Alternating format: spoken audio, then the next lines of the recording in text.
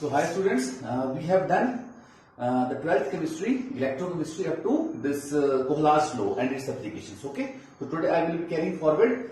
We will be doing electrochemical cell. What is an electrochemical cell? Okay. So this is 12th chemistry. I think this is video lecture number 10 or 11, whatever it is, and we are doing electrochemistry. Okay. So my topic for today is electrochemical cell. Electrochemical cell. Okay. Okay. So first I will tell you the definition, then we will study the electrochemical cell. Okay. A cell, देखो ऐसे चलता है, ये ऐसे करके चलता है. एक ऐसा सेल जिसमें केमिकल एनर्जी की मदद से इलेक्ट्रिसिटी प्रोड्यूस की जाती है. केमिकल एनर्जी को इलेक्ट्रिकल एनर्जी में बदल जाता है. That cell is known as electrochemical cell. A device, देखो कैसे मैं बता दिया तुम्हें, सिंबल उल्टा है. A device used to convert chemical energy produced, a device used to convert chemical energy produced. chemical energy produced होती है redox reaction में. जब redox reaction होती है तो एनर्जी प्रोड्यूस होती है, ठीक है. उस एनर्जी को हम इलेक्ट्रिसिटी में बदल देते हैं, इलेक्ट्रिकल एनर्जी में. तो वो डिवाइस जो यूज होता है that is known electrochemical cell. A device used to convert chemical energy produced in a redox reaction into a device which is used to convert chemical energy produced in a redox reaction into electrical energy. Electrical energy is called as electrochemical cell. ठीक है. अब देखो redox reaction होती क्या है. जैसे redox reaction तुम देखो किया गया Zn plus COSO4. तुम सारे जानते हो कि Zn is more reactive than copper, so it will displace copper from its aqueous solution. Zn will be displaced, so what will happen? It will become ZnSO4 plus Cu, ऐसे बन जाएगा. अब यहाँ पे ऑक्सीडेशन स्टेट देखो. 11th class में तुमने पढ़ा था कि अगर सिंगल हो तो उसके नेचुरल स्टेट में ऑक्सीडेशन जीरो होती है. जिंक कैसे पाया जाता है? Zn में. यहाँ पे इसकी ऑक्सीडेशन स्टेट क्या है? जीरो है. कॉपर सल्फेट में कॉपर की कितनी है? +2 है. +2 इसकी -2 इसकी है, ठीक है. वहां पे जाके इसकी सल्फेट की छोड़ दो, जिंक की देखो. जिंक की +2 है और यहाँ पे कॉपर की 0. तो यहां पे जिंक की ऑक्सीडेशन स्टेट 0 से +2 चलेगी और यहां पे कॉपर की +2 से 0 चलेगी. रिएक्शन देख लिया. जिंक की ऑक्सीडेशन स्टेट यहां पे 0 से +2 में चलेगी और कॉपर की +2 से 0 में चलेगी, ठीक है. तो इसकी ऑक्सीडेशन स्टेट इंक्रीज हुई और इसकी डिक्रीज हुई. 0 से 1 2 चला गया, 1 2 से +1 0 में चला गया. तो ऑक्सीडेशन स्टेट जब इंक्रीज होती है तो मतलब इसकी कॉपर जिंक की क्या हुई है? इसकी ऑक्सीडेशन हुई है और इसकी कॉपर की इसकी रिडक्शन हुई है. ये बात क्लियर आ गई? ओके. तो क्या हुआ कि जिंक ने अपने 2 इलेक्ट्रॉन दे दिए. जिंक ने 2 इलेक्ट्रॉन दे दिए. पहले इसकी ऑक्सीजन स्टेट 0 थी, फिर इसकी +2 होगी, मतलब 2 इलेक्ट्रॉन की कमी आई इसके पास, तो उसने 2 इलेक्ट्रॉन डोनेट कर दिए. वो 2 इलेक्ट्रॉन किसने एक्सेप्ट कर लिए? कॉपर ने एक्सेप्ट कर लिए, ठीक है. तो ये कौन सी रिएक्शन रिडक्स होगी? जिंक की होगी ऑक्सीडेशन, कॉपर की होगी, कॉपर के पास 2 इलेक्ट्रॉन की कमी, तो 2 इसकी रिडक्शन होगी, ठीक है. इस रिडॉक्स रिएक्शन के दौरान क्या होता है? देखो मूवमेंट हो रहा है इलेक्ट्रॉन का. जिंक के पास है इलेक्ट्रॉन, किसके पास है? कॉपर के पास है. कॉपर के पास 2 की कमी थी, तो जिंक ने अपने 2 इलेक्ट्रॉन किसको डोनेट कर दिए? कॉपर को डोनेट कर दिए. जिंक ने अपने 2 इलेक्ट्रॉन कॉपर को डोनेट किया. अगर मोटा मोटा देखो तो यहां पे कॉपर के पास 2 इलेक्ट्रॉन की कमी थी, तो जिंक ने अपने 2 दे दिए, खुद में कमी में आ गया और जिंक की कमी, कॉपर की कमी को पूरा कर दिया. तो यहां से जिंक से कॉपर के पास इलेक्ट्रॉन गए, ठीक है. जिंक की हुई है ऑक्सीडेशन, जिंक की हुई ऑक्सीडेशन और कॉपर की हुई रिडक्शन, ठीक है. जिंक की क्या हुई है? ऑक्सीडेशन और कॉपर की हुई रिडक्शन. अगर हम ऑक्सीडेशन अलग बीकर में कराएं, रिडक्शन अलग बीकर में कराएं, तो जिंक यहां पे मान लो जिंक लिया है, जिंक और यहां पे है कॉपर. 2 इलेक्ट्रॉन है, जिंक और कॉपर, ठीक है. तो जिंक की होगी ऑक्सीडेशन, जिंक अपने इलेक्ट्रॉन दे रहा है, जिंक की ऑक्सीडेशन हो रही है, तो इसके 2 इलेक्ट्रॉन किसके पास जा रहे हैं? कॉपर के पास जा रहे हैं, ठीक है. तो अगर हम ऑक्सीडेशन इस बीकर में कराएं और रिडक्शन इस बीकर में कराएं, तो बीच में गैप आ जाएगा, तो इलेक्ट्रॉन्स को मूवमेंट करने के लिए मौका मिल जाएगा. इसमें जिंक के इलेक्ट्रॉन कॉपर के पास जा रहे हैं, ठीक है. कॉपर इनको एक्सेप्ट कर रहा है, ठीक है. तो अगर हम थोड़ा सा गैप डाल दें, ऑक्सीडेशन अलग बीकर में कराएं, रिडक्शन अलग बीकर में कराएं, तो जिंक जो इलेक्ट्रॉन डोनेट करेगा कॉपर को, उनको ट्रैवल करने के लिए थोड़ा सा समय मिल जाएगा. So due to movement of electrons, electrical energy, this chemical energy will be converted into electrical energy, क्योंकि इलेक्ट्रॉन यहां से वहां जाएंगे सो मूवमेंट ऑफ इलेक्ट्रॉन्स होगी, मूवमेंट ऑफ इलेक्ट्रॉन्स मींस कोई ना कोई वोल्टेज क्रिएट हो जाएगी। Electricity is conducted how, by movement of electrons और आयंस, तो यहां पे इलेक्ट्रॉन्स की मूवमेंट होगी यहां से वहां तक। तो फिर इसकी जो रेडॉक्स रिएक्शन की केमिकल एनर्जी है वो हम किसमें बदल देंगे, इलेक्ट्रिकल एनर्जी में बदल देंगे, मूवमेंट ऑफ इलेक्ट्रॉन्स में इलेक्ट्रिकल एनर्जी प्रोड्यूस होगी, ठीक है। तो इसी के प्रिंसिपल में बना है इलेक्ट्रोकेमिकल सेल, इसी के प्रिंसिपल बना है इलेक्ट्रोकेमिकल सेल कि रिडॉक्स रिएक्शन में जो इलेक्ट्रॉन्स होते हैं, एक इलेक्ट्रॉन देता है ऑक्सीडाइज होकर और दूसरा इलेक्ट्रॉन एक्सेप्ट करता है, तो थोड़ा सा गैप डाल दें ऑक्सीडेशन रिडक्शन के बीच में, तो इलेक्ट्रॉन्स को ट्रैवल करने का समय मिल जाएगा और उसकी वजह से क्या होगा, इलेक्ट्रिक करंट प्रोड्यूस हो जाएगा, बिकॉज इलेक्ट्रिक करंट और voltage is produce due to movement of current, sorry movement of electrons और आयंस। तो यहाँ पे थोड़ा सा गैप डालने से, दोनों ऑक्सीडेशन रिडक्शन के बीच में गैप डालने से इलेक्ट्रॉन को मूवमेंट करने का समय मिल जाएगा, ये इलेक्ट्रॉन देगा, इलेक्ट्रॉन एक्सेप्ट करेगा, तो बीच में मूवमेंट करने का समय मिल जाएगा। अलग अलग बीकरों में होती है, ऑक्सीडेशन अलग बीकर में होगी, रिडक्शन अलग बीकर में होगी, तो समय मिल जाएगा इलेक्ट्रॉन्स को मूवमेंट करने का, जिसकी वजह से क्या होगा, ये इलेक्ट्रिकल एनर्जी प्रोड्यूस हो जाएगी। तो रिडॉक्स रिएक्शन की केमिकल एनर्जी को हमने इलेक्ट्रिकल एनर्जी में कन्वर्ट कर दिया, that's why this cell is known as electrochemical cell, chemical energy into electrical energy. ये तो मैं मोटा मोटा इसका बेसिक आइडिया दे दिया, अब इसको करेंगे हम डिटेल, दैट्स व्हाई थोड़ा समय लग जाता है यहाँ पे, ठीक है। तो देखो इलेक्ट्रोकेमिकल सेल में क्या होगा, एक तरफ हम लेंगे एक बीकर लेंगे, दूसरी तरफ दूसरा बीकर लेंगे, ठीक है। इस तरफ क्या करेंगे, इलेक्ट्रोड लेंगे जिंक की, किसकी इलेक्ट्रोड लेंगे, जिंक की इलेक्ट्रोड लेंगे, ठीक है। और कॉपर सॉल्यूशन किसका लेंगे, उसी का ही, जैसे जिंक की इलेक्ट्रोड है ना, तो किस सॉल्यूशन में है ये, जिंक सल्फेट के सॉल्यूशन में, किस सॉल्यूशन में, जिंक सल्फेट के सॉल्यूशन में, ठीक है। उसी तरीके से यहां पे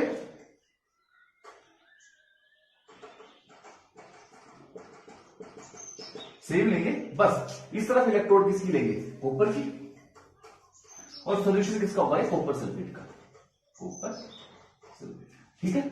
अब ये हमें सिंगल रिएक्शन करनी है ना, मतलब ये अलग अलग बीकरों में ये इस तरफ ऑक्सीडेशन होगी, इस तरफ रिडक्शन होगी, जैसे मैंने तुम्हें पहले रिएक्शन में बताया था।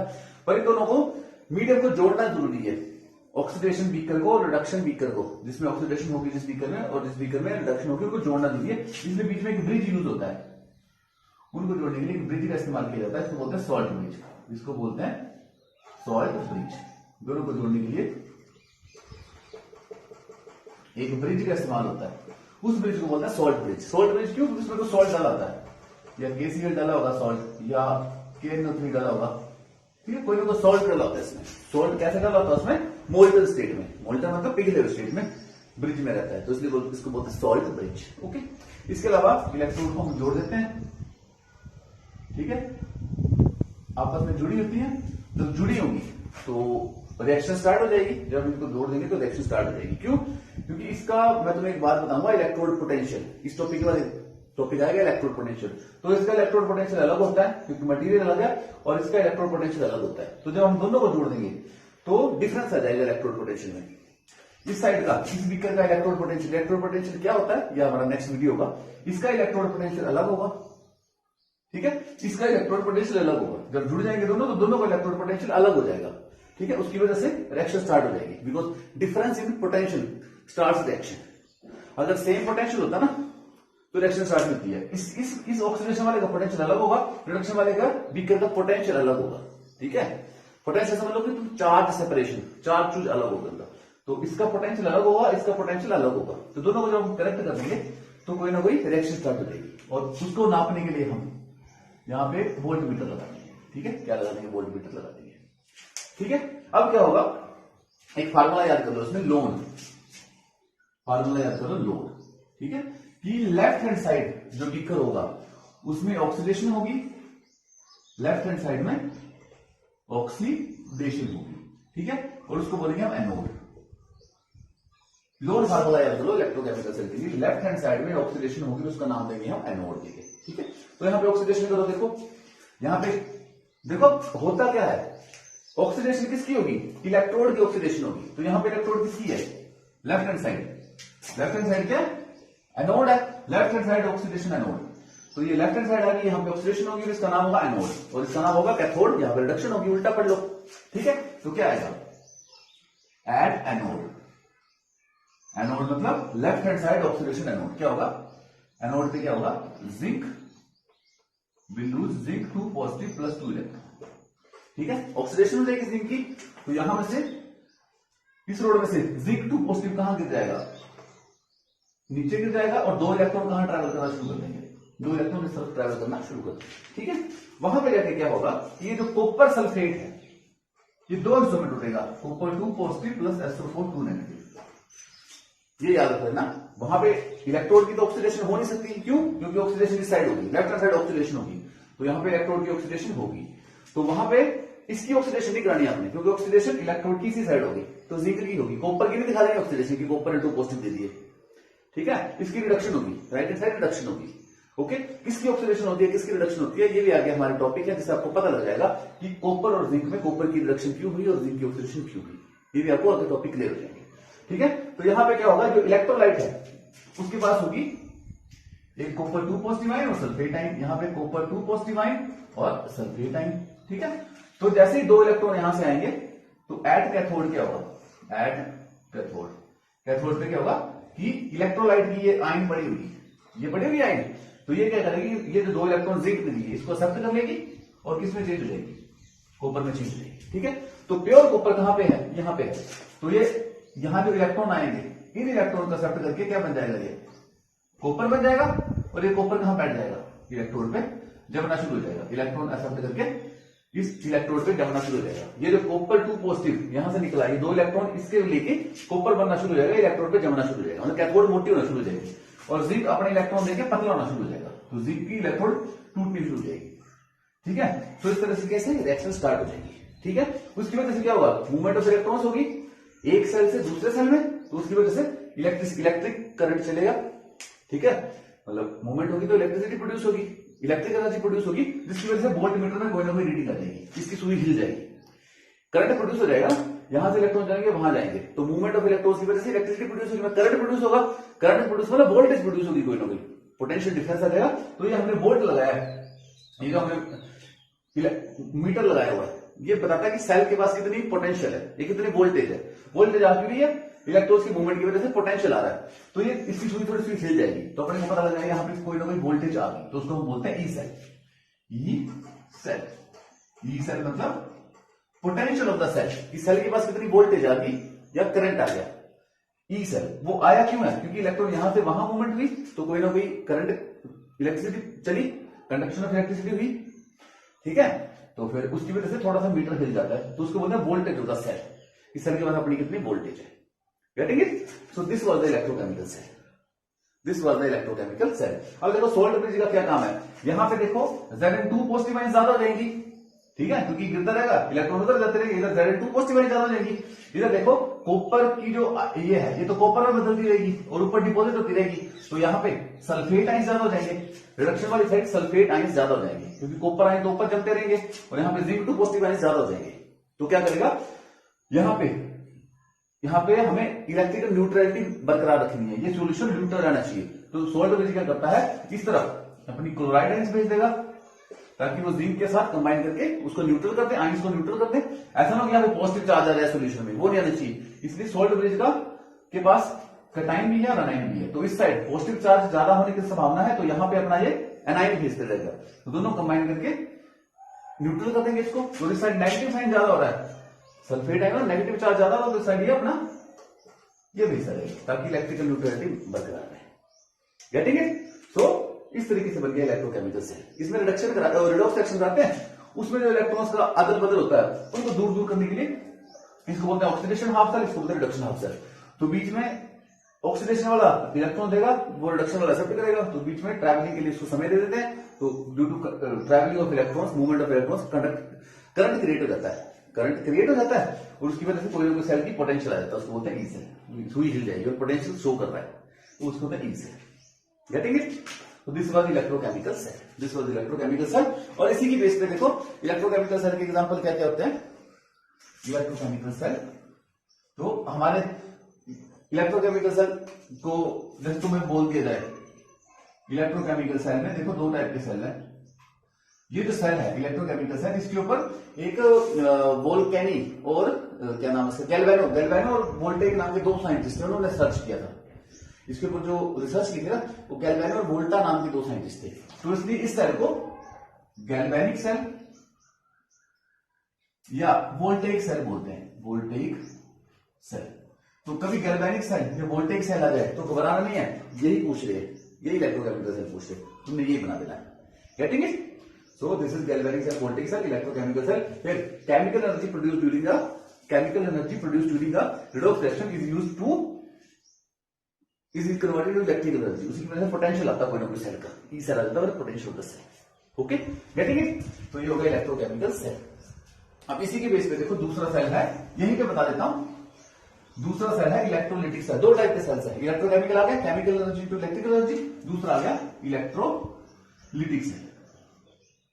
इलेक्ट्रोलिटिक सेल इसमें देखो उल्टा होता है। इलेक्ट्रोकेमिकल सेल में क्या होता है, केमिकल एनर्जी की, केमिकल रिएक्शन की जो एनर्जी है उससे वोल्टेज प्रोड्यूस की जाती है या इलेक्ट्रिसिटी प्रोड्यूस की जाती है, या सेल का कोई पोटेंशियल बनता है, मतलब chemical energy is converted into electrical energy in electrochemical cell. Electrolytic में उल्टा है, इसमें इलेक्ट्रिकल एनर्जी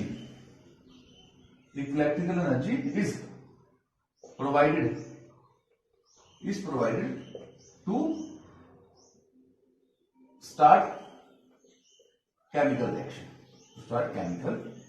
रिएक्शन। उल्टा होता है, या मतलब you can say that in electrolytic cell electrical energy is converted into chemical energy. पहले क्या होता था, इलेक्ट्रोकेमिकल सेल में क्या होता था कि जो केमिकल एनर्जी प्रोड्यूस हो रही थी उसकी वजह से कोई पोटेंशियल आ रहा था या इलेक्ट्रिसिटी वोल्टेज आ रही थी, ठीक है। अब उसमें केमिकल रिएक्शन अपने आप हो रही थी, इसमें क्या है, इसमें इलेक्ट्रिसिटी देकर केमिकल रिएक्शन को कराया जाएगा, तो electrical energy is converted to chemical energy, उल्टा होता है, ठीक है। तो अपने ये देखो कि हमारे सेल की वोल्टेज कितनी है, जो सेल प्रोड्यूस कर रहा है उसको बोलते हैं ई सेल, ठीक है। वो सेल की वोल्टेज आ गई, voltage of the cell, voltage of ये potential of the cell, voltage potential of the cell, potential of the cell, ठीक है। ये पोटेंशियल क्यों आया, क्योंकि कोई ना कोई रिएक्शन होनी थी ना, केमिकल रिएक्शन होनी थी, उसकी वजह से इलेक्ट्रिसिटी प्रोड्यूस हो रही थी, मतलब पोटेंशियल क्रिएट हो गया। अब हम क्या करेंगे, एक बाहर से एक इसको क्या करेंगे, एक यहां से एक और जोड़ देंगे, 1 वोल्ट मीटर और जोड़ देंगे एक्सटर्नल। अब इसको 2 वोल्टेज देना शुरू कर देंगे। एक वोल्टेज ये V1 है, ये तो ये खुद प्रोड्यूस कर रहा है, और V2 जो हमने बाहर से दी है, हम इसको एडजस्ट कर सकते हैं, इंक्रीज और डिक्रीज कर सकते हैं। V1 तो सेल प्रोड्यूस कर रहा है voltage due to movement of electrons, और V2 हमने बाहर से दे दी, ठीक है। उसको बोलेंगे हम एक्सटर्नल पोटेंशियल, ई एक्सटर्नल, ठीक है। अब ये दोनों क्या अपोजिंग है, मतलब ई सेल अगर ये वाली वोल्टेज इस डायरेक्शन में चल रही है तो जो हम एक्सटर्नल दे रहे हैं वो इस डायरेक्शन में चल रही है, ठीक है। अपोजिंग वोल्टेज देंगे इसको बाहर से। जब तक E cell is greater than E external, जब तक ई सेल ई एक्सटर्नल से ज्यादा है, ठीक है, तब तक तो सेल कैसे चलेगा, वैसे चलेगा, कैसे, जिंक से कॉपर की तरफ, जिंक से कॉपर की तरफ चलेगा, सिंपल सी बात है, ठीक है, जैसे चल रहा था। अगर ये ज्यादा तो इसका कोई फर्क नहीं पड़ेगा, तो जिंक से कॉपर की तरफ चलेगा, ठीक है। अब सपोज करो कि दोनों बराबर हो गए, E cell becomes equal to E external, ठीक है। तो यहां का पोटेंशियल और दोनों पोटेंशियल बराबर हो गए, सो करंट कब फ्लो करता है, जब पोटेंशियल डिफरेंस हो। Current flows from higher potential to lower potential. अगर दोनों पोटेंशियल बराबर हो जाएगी तो करंट फ्लो करना बंद कर देगा, गेटिंग द पॉइंट। तो यहां पे देखो सेल का पोटेंशियल और बाहर वाला पोटेंशियल दोनों बराबर हो गए, तो यहां पे सेल स्टॉप हो जाता है, सेल स्टॉप, सारी की सारी रिएक्शन स्टॉप हो जाती है, मतलब केमिकल रिएक्शन स्टॉप हो गई, ठीक है। केमिकल रिएक्शन क्या होगी, स्टॉप हो गई। कब, जब सेल का पोटेंशियल जो सेल क्रिएट कर रहा है ड्यू टू रिडॉक्स रिएक्शन और बाहर का पोटेंशियल जो हमने दिया हुआ है दोनों बराबर हो गए, तो केमिकल रिएक्शन रुक जाती है। दोनों अपोजिंग पोटेंशियल है, ये दोनों बराबर हो गए, मान लो प्लस माइनस बराबर हो गए, क्योंकि इसके ऊपर प्लस आएगा तो ऊपर माइनस आएगा, दोनों बराबर हो गए, तो फिर क्या होगा, सेल वर्क करना बंद कर देगा, ठीक है, तो सेल स्टॉप हो जाएगा। ओके, अब 2 कंडीशन आ गई, अब थर्ड कंडीशन क्या रहेगी। अब देखो सेल वर्क करना बंद कर चुका है, थर्ड कंडीशन क्या होगी कि ई एक्सटर्नल ज्यादा हो गया, ई एक्सटर्नल ज्यादा हो गया, तो अब क्या होगा, अब जो सेल स्टॉप हो चुका था वो फिर से काम करना स्टार्ट कर देगा। E cell is equal to E external हो चुका था, इससे पिछले वाले केस में सेल काम करना स्टॉप कर चुका था। अब हम जब एक्सटर्नल पोटेंशियल को बढ़ा देंगे तो सेल फिर से काम करना शुरू कर देगा, बट करेगा कैसे इस बार, कॉपर इलेक्ट्रॉन देगा किसकी तरफ, जिंक की तरफ, उल्टा हो जाएगा काम। अब कॉपर इलेक्ट्रॉन देगा जिंक की तरफ, गेटिंग इट, तो सेल तो चल पड़ेगा अपने उल्टी डायरेक्शन में चल पड़ेगा। तो हमने फिर से सेल को चला दिया, हमने फिर से सेल को चला दिया, मतलब फिर से हमने केमिकल रिएक्शन को चला दिया, फिर से हमने केमिकल रिएक्शन को चला दिया। पहले केमिकल रिएक्शन रुक चुकी थी, पर हमने वोल्टेज देके, करंट देके फिर से केमिकल रिएक्शन को चला दिया। तो हमने इलेक्ट्रिसिटी की मदद से केमिकल रिएक्शन को चलाया है। अब उल्टा हो गया ना, पहले केमिकल रिएक्शन की वजह से इलेक्ट्रिसिटी प्रोड्यूस हो रही थी, अब केमिकल रिएक्शन रुक चुकी थी पिछले स्टेप में, उसको फिर से चलाने के लिए हमने इलेक्ट्रिसिटी और बढ़ा दी, वोल्टेज और बढ़ा दी। तो इलेक्ट्रिसिटी देने की वजह से फिर से केमिकल रिएक्शन चल पड़ी, उल्टी डायरेक्शन में चल पड़ी। Now electrical energy has started the chemical reaction. So उल्टा हो गया, पहले केमिकल रिएक्शन की वजह से इलेक्ट्रिसिटी बढ़ रही थी, अब इलेक्ट्रिसिटी देने की वजह से केमिकल रिएक्शन चल पड़ी है। ठीक है, तो ऐसे सेल को बोलते हैं जिसमें इलेक्ट्रिसिटी देने की वजह से केमिकल रिएक्शन चले, that cell is known as electrolytic cell. बस कुछ डिफरेंस नहीं है, उल्टा है, इलेक्ट्रो इसका केमिकल का उल्टा है, तो that cell is known as electrolytic cell, that cell is known as electrolytic cell. ठीक है, ये सेल रुक जाएगा, फिर हम बाहर से वोल्टेज देंगे, इलेक्ट्रिसिटी देंगे, फिर से केमिकल रिएक्शन स्टार्ट हो जाएगी। So with the help of chemical electricity, electrical energy or voltage, we have again started the chemical reaction but in the opposite direction. That's why this cell is called as electrolytic cell. इसका example आता है Daniell cell, इसका example आता है Daniell cell. Okay, Daniell cell तुम्हारे syllabus में है नहीं ज्यादा, तो इसका ये करना, गॉट इट। ओके, तो ये हो गया तुम्हारा electrochemical cell and electrolytic cell, दो सेल हो गई, तो बस ये दो सेल है, इनको पढ़ लेना। ठीक है, अब आता है रिप्रेजेंटेशन ऑफ इलेक्ट्रोकेमिकल सेल। अब आता है एक इंपॉर्टेंट टॉपिक छूट गया, that is representation of electrochemical cell. Representation of electrochemical cell, electrochemical cell को रिप्रेजेंट कैसे करते हैं। सॉल्ट ब्रिज के फंक्शन पता लगे, एक तो सॉल्ट ब्रिज ये दोनों मिक्सचर्स को जोड़ता है, ठीक है, कंडक्टिंग है ये, मतलब क्या बोलते हैं इसको, जोड़ने को क्या बोलते हैं कि दोनों सॉल्यूशन को जोड़ के रखता है। ठीक है, सर्किट कंप्लीट करता है, इट कंप्लीट द सर्किट। ठीक है, वरना तो अलग अलग रिएक्शन में जाएंगे।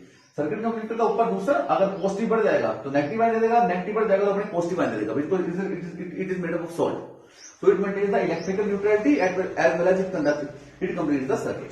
इतना फंक्शन है सॉल्ट ब्रिज का। अब एक आगे टॉपिक आता है, पूछ सकते हैं graphical representation of, graphical representation, graphical representation of इसकी electrochemical cell, graphical representation of electrochemical cell. ठीक है, तो कुछ नहीं हुआ ग्राफिकल रिप्रेजेंटेशन में। ठीक है, क्या हुआ, जिंक था, उसने अपने इलेक्ट्रॉन्स दे दिए, आयन से बची, वो सॉल्यूशन में चलेगी, उसकी कोई ना कोई कॉन्सेंट्रेशन होगी, जब आयन बनी इसकी वो सॉल्यूशन में चलेगी, उसकी कोई ना कोई कॉन्सेंट्रेशन होगी, तो हम लिख देंगे Zn has converted to Zn2 positive, oxidation हुई है, तो उसकी कॉन्सेंट्रेशन कोई ना कोई होगी, क्योंकि सॉल्यूशन में आयन जाएंगी तो कोई ना कोई कॉन्सेंट्रेशन तो आएगी, नंबर ऑफ आयन्स प्रेजेंट पर वॉल्यूम। ठीक है, उसके बाद बीच में क्या आता है, सोल्ट ब्रिज आता है। सोल्ट ब्रिज को हम डबल एरो से दिखाते हैं। फिर क्या हुआ, कॉपर 2 पॉजिटिव आयन थे, उन्होंने वो क्या हो गए, रिड्यूस हो गए, बस। सो this is the oxidation half, जहां पे ऑक्सीडेशन हुई है क्या बना है वहां पे, zinc has converted into Zn positive, यहां पे रिडक्शन हाफ है, रिडक्शन हाफ, यहां पे copper 2 positive has converted into copper. Okay, तो डन। तो this is all, this is graphical, बीच में सॉल्ट ब्रिज आ गया, ये डबल एरो सॉल्ट ब्रिज के लिए। So this was electrochemical cell, electrolytic cell and graphical representation of electrochemical cell, oxidation, reduction, death.